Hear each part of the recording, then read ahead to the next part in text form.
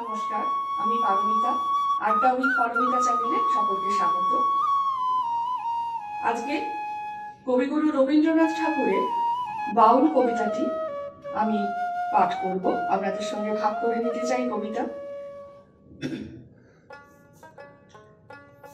দূরে অশোক তলায় পুতির কণ্ঠি খালি গলায়, বাউল দাঁড়িয়ে কেন আছো? সামনে আমি রাতে তোমার একতারাটি হাতে, তুমি সুর লাগিয়ে নাচো। পথে করতে খেলা আমার কখন হলো বেলা, আমায় শাস্তি দিল তাই। ইচ্ছে হতায় নাবি, কিন্তু ঘরে বন্ধ চাবি, আমার বেরোতে পথ নাই। বাড়ি ফেরার তরে তোমায় কেউ না তাড়া করে, তোমার নাই কোনো পাঠশালা। সমস্ত দিন কাটে তোমার পথে ঘাটে মাঠে, তোমার ঘরের নেই তালা।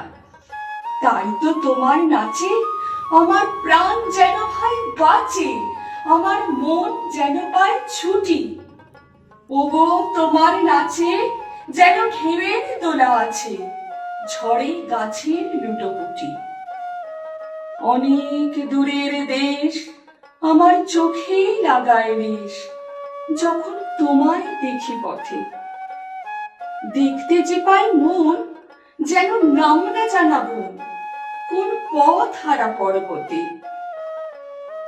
হঠাৎ মনে লাগে যেন অনেক দিনের আগে আমি অমনি ছিলাম ছাড়া।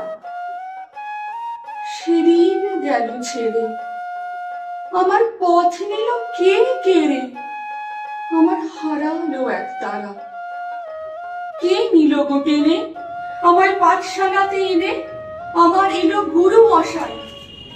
মন সদা যার চলে যত ঘর ছাড়াদের দলে, তারই ঘরে কেন বসায়? কত আমায় ভাই, তোমার গুরু মশাই নাই?